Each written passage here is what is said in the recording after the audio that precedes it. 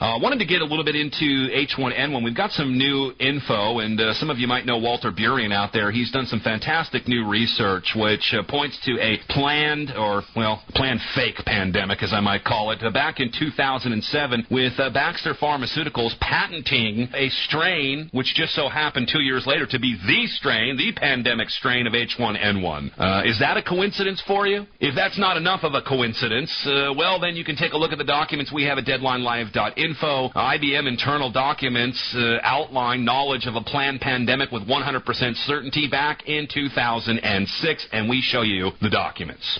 These were leaked to us, and quite frankly, I'm surprised I still have a website. I believe that the powers that be are just assuming that, well, you won't want to read the scientific language, you won't want to go through the rigmarole of trying to figure it out. That's why I'm here to explain some of it to you. They amass, almost every sector of society. All of them have the same conclusions, and that is, massive control over your lives, and that's why we deem it very important to cover this information, to make sure you know about it, and if I can pique your interest enough to go to our website, deadlinelive.info, pick up some of these documents, because we've got, actual leaked documents and things that I haven't really seen anywhere else, and you could send those along, and we can, get this exploded out on the internet, maybe hopefully even the news. Don't hold your breath. But if we can do that, perhaps we can protect ourselves. And if I can arm you with the information, perhaps, when the subject comes up around the campfire, so to speak, or the coffee, or the water cooler, or whatever,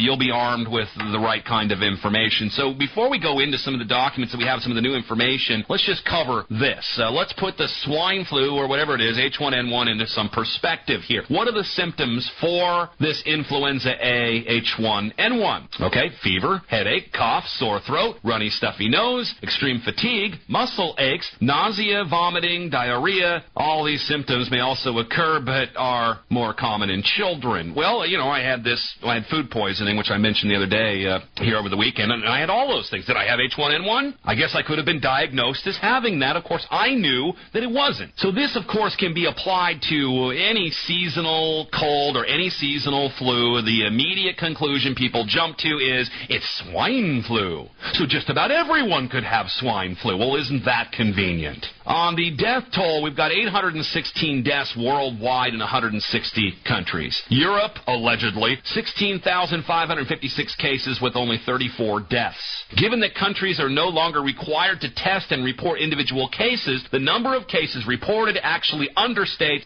the real number of cases, allegedly. Now, again, to put this all into perspective, the odds of death by assault in your lifetime are 331 to 1. That's a pretty good reason to hold on to your Second Amendment, folks. Death by falling, 250 to 1. And this probably includes people that, play on the edges of buildings for a living. But, these are the overall numbers. Death by firearm, 325 to 1. Death by poison, 1,400 to 1. Death in a car crash, 5,000 to 1. Death by choking on food or something else, 5,000 to 1. Death by drowning, 9,000 to 1. Death by murder, 20,000 to 1. Death by lightning, 70,000 to 1. Death by dog attack, 137,000 to 1, according to the statistics I have. Death in a bathtub, 807,000 to 1. Death by a flood, 713,000 to 1. Death by falling out of bed, 2 million to 1.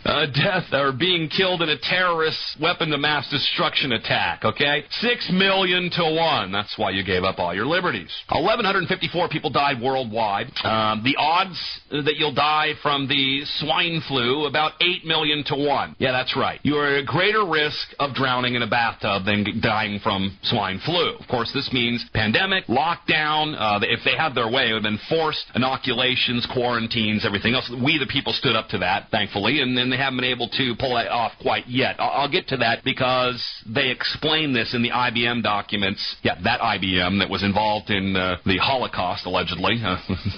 The killing of millions of people by the Nazis. Yeah, those IBM guys. I'm going to read their document in a second, but just to keep this all in perspective. The regular run-of-the-mill strains of influenza kill more than 35,000 Americans each year. That's the number. People have played with that, but let's use that. Bird flu. The WHO reports In June 1st, 2009, 436 cases, 262 deaths. That was supposed to wipe us out. Of course, you remember, you're supposed to forget that. Just like you're supposed to forget that the documents involved in global warming have been fixed. Just forget all about that. Because we were on top of that. We were way out in front of that, and I'm proud that we were, and we were right. Vindicated again. More than 25 million people have died from AIDS, or whatever it is, since 1981. 1.6 million died from tuberculosis in 2005. Where's the pandemic alerts? SARS, severe adult respiratory distress syndrome, 167 deaths, up to 2003. Now, that was also supposed to kill millions. Now, the beneficiaries, of course, the drug companies, more medication sold. Doctors, patients with mild cold will not take any chances. More business. And, of course, this embellishes the need for, national health care. Medical institutions benefit. Media, more interest, more sales, death sales, pandemic sells as news. Politicians certainly have their fingers in the pie, as well as universities, the intelligentsia, et cetera, et cetera. One of the only treatments, of course, as we know, Tamiflu, which, by the way, was the only treatment for the bird flu. Isn't that convenient? Only license for Tamiflu is to Gilead Sciences Incorporated. Roche manufactures it under the license patent protection until 2016. Tamiflu, USA ordered 25 million doses. Total cost, $2 billion, $80 per. 65 governments have ordered. Orders to 2008, 200 million doses. Price is $70. Chairman of Gilead, 97 to 2001, holds major stocks. Donald Rumsfeld, former U.S. Secretary of Defense. Bush authorized $1.7 billion to fight the bird flu. 14% went to Gilead. Gilead shares rose 700% since 2005 when stock markets fell off 40%. Total revenue, second quarter, 09, up 29% over 2008. When all the other companies are going bankrupt and going out of business and the economic, well, these guys are going up 29%. Net income for second quarter 2009, $571.4 million. That's just the second quarter, up from $434 million 2008. Royalties from Roche, $78 million per quarter. 10% of every vaccine they think went to Rumsfeld. So again, to put this in perspective, every month 50,000 people die from AIDS in Africa, allegedly. Every day, what they die of exactly, we can certainly debate that, and we have. Every day, nearly 1,600 people die from AIDS. Every year, 18,000 people die on our roads.